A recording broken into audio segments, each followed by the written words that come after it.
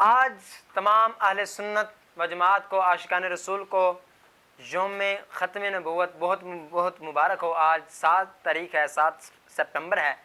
تو اسی کے ضمن میں انشاءاللہ کچھ عرض کرنا چاہوں گا۔ اللہ پاک قرآن پاک میں فرماتا ہے ما کان محمد ابا احد من رجالکم ولکن رسول اللہ وخاتم النبیین۔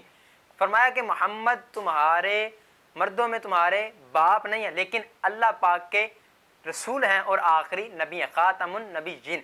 آقا صلی اللہ علیہ وسلم نے ارشاد فرمایا کہ لا نبی بعدی، کہ میرے بعد کوئی نبی نہیں آئے گا۔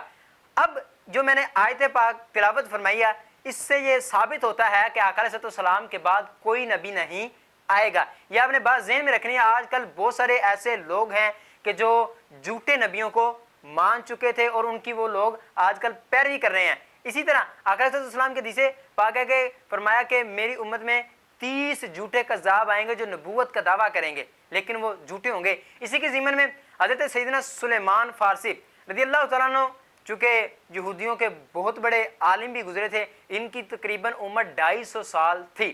اسی طرح وہ کہتے ہیں کہ میں نے پیارے آقا صلی اللہ علیہ وسلم کا جو تذکرہ تھا وہ توریت میں پڑھا ہوا تھا، کیونکہ آقا علیہ السلام آخری نبی آئیں گے تو ان کی یہ نشانی ہوگی۔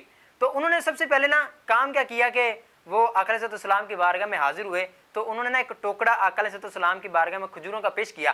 تو انہوں نے کہا کہ یہ حضور یہ صدقہ ہے۔ تو آقا علیہ السلام نے فرمایا کہ میں یہ صدقہ نہیں کھاتا، نہ میری اولاد کھاتی ہے، یعنی کہ اس سے یہ پتہ چلا کہ سید زادوں کو صدقہ نہیں دے سکتے، کیونکہ آقا علیہ السلام نے منع فرمایا کہ سید زادوں کو صدقہ نہیں لگتا۔ اسی طرح تو فرماتے ہیں کہ حضرت سلیمان دوسرے دن پھر گئے تو آقا علیہ السلام کی بارگاہ میں وہ کھجوروں کا ٹوکڑا پیش کیا۔ تو آقا علیہ السلام نے پوچھا کہ سلیمان یہ کیا ہے؟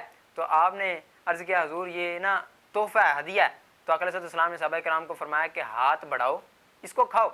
تو حضرت سلیمان فارسی فرماتے ہیں کہ میں نے وہ 2 نشانیاں تو دیکھ لیں، کہ ایک تو یہ تھی کہ آقا علیہ السلام صدقہ نہیں کھاتے، دوسرا یہ کہ تحفے کو قبول کرتے ہیں۔ تو فرمایا کہ جو تیسری نشانی تھی وہ یہ تھی کہ میں آقا علیہ السلام کے پیچھے کھڑا ہو گیا تو میں نے دیکھا تھا کہ آقا علیہ السلام کی مہر نبوت کو، اور فرمایا کہ میں نے تیسری نشانی بھی دیکھی کہ آقا علیہ السلام اللہ پاک کے آخری اور سچے پکے نبی تھے۔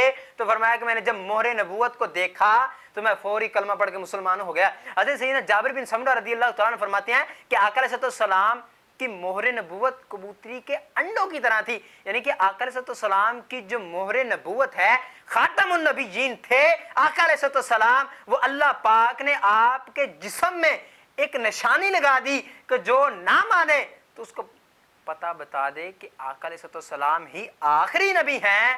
تو گویا کہ حضرت جابر بن سمرہ رضی اللہ تعالیٰ عنہ کے حدیث پاک سے پتہ چل رہا ہے کہ آقا علیہ السلام آخری نبی ہے، اور مہر نبوت آقا علیہ السلام پر اللہ تبارک و تعالیٰ نے قائم فرمائی۔ اور وہ کس انداز کی تھی؟ فرمایا کہ کبوتری کے انڈوں کی طرح تھی، اور بعض نے کہا یہ ابھرے ہوئے بال تھے۔ اسی طرح آقا علیہ السلام آخری نبی ہیں۔ آقا علیہ السلام کی میں نے پہلے بھی حدیث بیان کی کہ لا نبی بعدی، کہ میرے بعد کوئی نبی نہیں آئے گا۔ یہ آقا علیہ السلام خاتم النبیین ہیں۔